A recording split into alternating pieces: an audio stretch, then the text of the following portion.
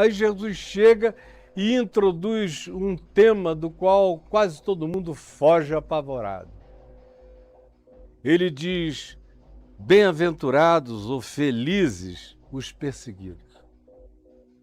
É praticamente impossível você encontrar em qualquer propositura filosófica do planeta Terra alguém que tenha dito felizes espiritualmente os perseguidos.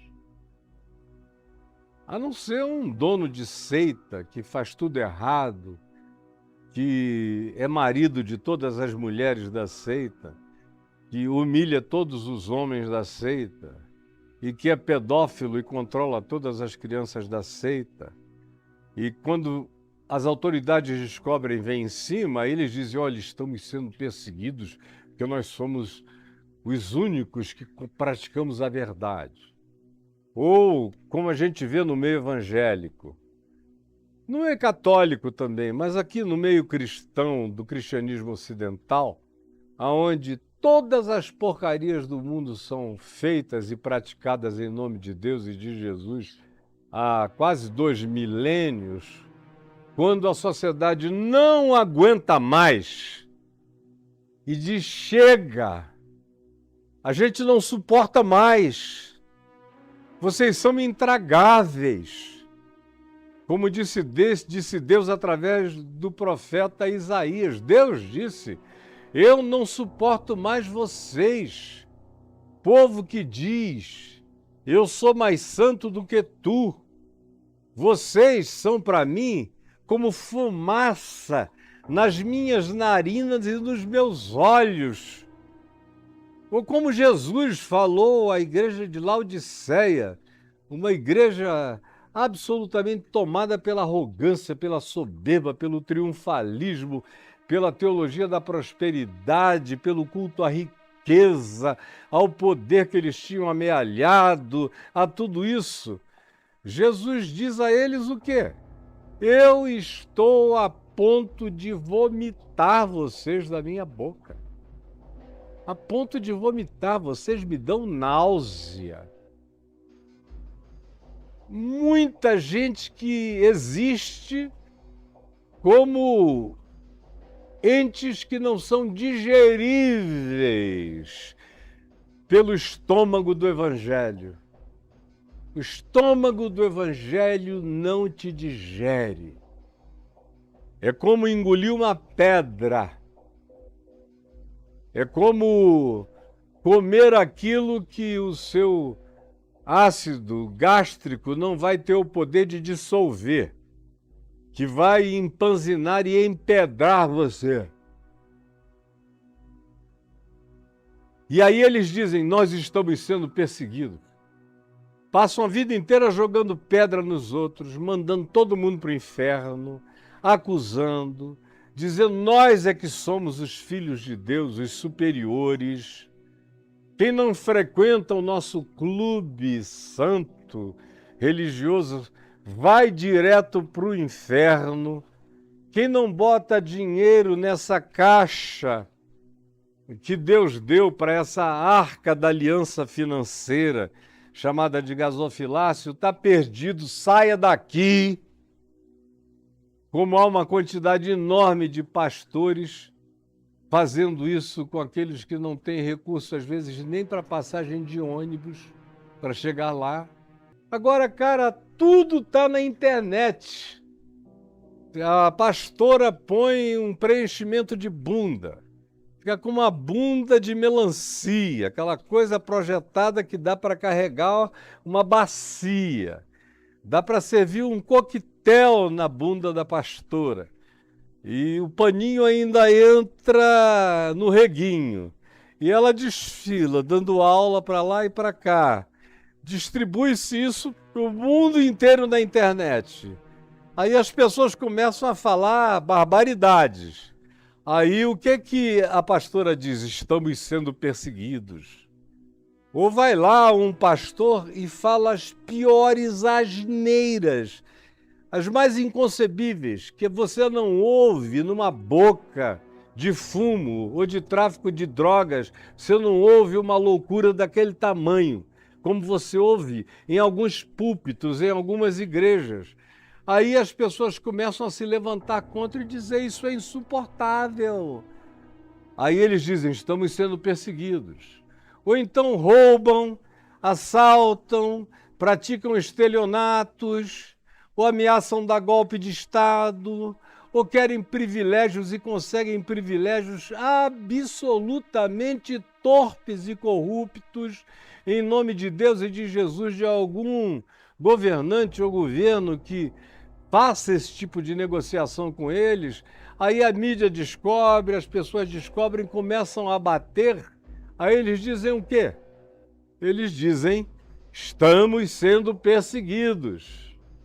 Meu Deus, uma perseguição contra pessoas dessa natureza é não apenas natural, mas chega a ser até pedagogicamente bem-vinda para ver se caem em si, se saem do trono de Satanás, aonde vivem acusando os demais, e se convertem ao trono da graça, ao evangelho do amor de Deus, da misericórdia e do perdão, do Deus que em Cristo amou ao mundo de tal maneira que deu seu Filho, para que todo aquele que nele crê não pereça, mas tenha vida eterna, e para que todo aquele que mesmo nunca tenha ouvido falar no nome dele, receba a palavra intuitiva que o Espírito Santo sopra e sopra onde quer, mesmo aonde ninguém chegou pregando ou informando coisa alguma, que esse também seja coberto por essa graça que abraça o mundo inteiro, a humanidade toda, de tal modo que se você quiser ir para o inferno é uma alternativa, mas você vai ter que se esforçar para chegar lá. Macários, felizes, os perseguidos por causa da justiça. Não é por causa da injustiça, nem é por causa da arrogância, nem é por causa da mentira, nem é por causa do fanatismo, nem é por causa do triunfalismo, nem é por causa do supremacismo de crenças, não é por causa das catequeses dogmáticas impostas sobre outros, não é por causa do culto ao dinheiro, não é por causa de nenhuma das realidades da mobília, da pocilga, do chiqueiro, que é a mobília espiritual de muitos de vocês. Não. Macários, felizes, espiritualmente prósperos da presença de Deus, os perseguidos por causa da justiça do reino de Deus. Não é porque eles transgrediram contra a justiça.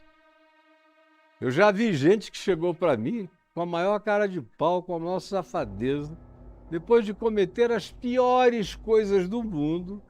Aí vem, mas pastor, Jesus também disse: bem-aventurados os perseguidos por causa da justiça, a justiça está me perseguindo. Eu disse muito clara e acertadamente: está te perseguindo até pouco, rapaz. Porque se a justiça soubesse de ti o que eu sei de ti, não precisava nem da justiça, bastava eu não ser crente como eu me tornei, que eu te dava uma surra tão feia que você ia passar o resto da vida engessado, porque você merece o que você está sofrendo e merece muito mais do que o que você vem padecendo. Não, é bem-aventurados, macários, prósperos, felizes, os que por viverem a justiça, por amarem o que é certo, por optarem pela justiça do reino de Deus, que é feita, a justiça do reino de Deus é feita do fruto do Espírito Santo, de amor, de alegria, de paz, de bondade, de longanimidade, de fidelidade, de mansidão, de domínio próprio. Disso é feita a justiça do reino de Deus, é feita de perdão, é feita da oração que ora por aqueles que nos perseguem e ama até os inimigos. Essa é a justiça do reino de Deus. É quando você, sendo assim, vivendo assim, encarnando o Evangelho conforme Jesus mandou encarnar, praticando todo o bem, vivendo no esbanjamento da generosidade da graça na direção de todas as pessoas, ainda assim, e apesar disso, é perseguida por aqueles que acham que você levantou demais o sarrafo, porque eu já fui perseguido demais por aqueles que achavam que a minha vida tinha estabelecido uma referência, um sarrafo muito alto. Aí o cara vive abaixo da linha ética, abaixo da linha humana, abaixo da linha mínima de dignidade relacional. E aí só porque você vive o evangelho do reino de Deus, ele diz que você estabeleceu um sarrafo muito alto. Aí ele fica com ódio de você, com raiva de você. Então, se sintam bem-aventurados, saibam-se bem-aventurados, ou mesmo que vocês não se sintam, não é para se sentir, é para crer, é para tomar posse pela fé do fato de que vocês são bem-aventurados. Porque os homens estão odiando vocês, porque vocês estão vivendo as coisas verdadeiras do Evangelho. Quando você vive o amor de Deus e é odiado, bem-aventurado seja você. Quando você vive a graça de Deus, mas os homens expulsam você da companhia deles, fogem de você, não quero você, não aceito você. Nesse púlpito ele não prega, aqui ele não entra, ou faz tudo o que fizeram com os profetas, ou com os apóstolos, ou com Jesus. Jesus diz, felizes são todos os que vivendo o amor de Deus na prática, são marginalizados por essas pessoas. Bem-aventurados sejam vocês, porque vocês estão sendo injuriados e rejeitados por causa do nome digno que vocês encarnam, que é o nome do Cristo, o nome do Filho do Homem. Regozijem-se, porque grande é o vosso galardão nos céus. Ou se você for a Pedro, abra aqui, por favor, Pedro. Se você quiser, no capítulo 3 de Pedro, e vale a pena a gente ler do verso 13 em diante, aqui no capítulo 3 da primeira epístola de Pedro, onde se diz, ora, quem é que vos há de maltratar, se fordes zelosos do que é bom? É uma pergunta retórica, embora Pedro mesmo saiba que a resposta é muita gente ainda. Mesmo você só fazendo o que é bom, você vai ser maltratado por muita gente, não por todos. E Pedro sabia a resposta porque Jesus só fez o que era bom. E proporcionalmente ninguém foi mais maltratado do que ele. Então a resposta, Pedro, é depende. Depende de quem vem contra mim, depende do observador. Aí Pedro corrige a pergunta retórica e a relativiza dizendo, mas, ou todavia, ainda que venhais a sofrer por causa da justiça, e justiça que é sinônimo de evangelho, não é de legalismo, de judicialismo, nem de leis, nem de morais, é a justiça do reino de Deus, que excede em muito a dos escribas e fariseus, é outra categoria, é a justiça da prática do amor. Então, mesmo que vocês venham a ser assim perseguidos por viverem a justiça do Evangelho, bem-aventurados, macários sois vós. Não vos amedronteis. Preste atenção. Preste atenção. Não vos amedronteis. Não botem um galho dentro, não encolham-se, não calem-se. De modo algum não vos amedronteis. Portanto, com as suas ameaças, nem fiqueis alarmados, escandalizados, chocados. Porque se você vive segundo Jesus, Paulo diz, escrevendo a Timóteo, preste atenção, todos quantos querem viver justa e piedosamente em Cristo Jesus serão perseguidos. Com a justiça do reino de Deus e com a piedade do amor de Deus, segundo o evangelho da graça e do perdão. Quem vive assim se torna insuportável num mundo cheio de ódio, de religião cheia de ódio, de crentes cheios de ódios, de pagãos cheios de ódios, de humanos que não gostam de sarrafos elevados porque coloca em contraste a realidade da vida feia que eles vivem, que encarnam. Portanto, não vos atemorizeis, nem fiquem alarmados, nem se choquem, nem se escandalizem, antes pelo contrário. Santificai a Cristo como Senhor em vossos corações, obedecendo o Evangelho sem medo, estando sempre preparados para responder a todo aquele que vos pedir razão da esperança que há em vós, fazendo-o todavia, não com arrogância, mas ao contrário com mansidão e temor. Com mansidão e temor, com humildade, com mansidão e temor, que coisa linda, com boa consciência, sem acusação nenhuma na consciência, sabendo que vocês estão vivendo com a mente limpa, os olhos limpos, a vida limpa, os sentimentos limpos, com boa consciência, para com todos, na presença de Deus, de modo que naquilo em que eles falam contra vós outros, falam mal de vós, inventam mentiras sobre vocês, eles fiquem envergonhados. Eles fiquem envergonhados, sim, os que difamam o vosso bom procedimento em Cristo Jesus, porque se for da vontade de Deus, é melhor, é muito melhor que sofrais por praticardes o que é bom do que por praticardes o que é mal. Obviamente, é o que Jesus está ensinando na simplicidade absurda do significado do que seja ser feliz, do que seja ser próspero em Deus, em Cristo Jesus, o nosso Senhor. Olha bem aqui para mim.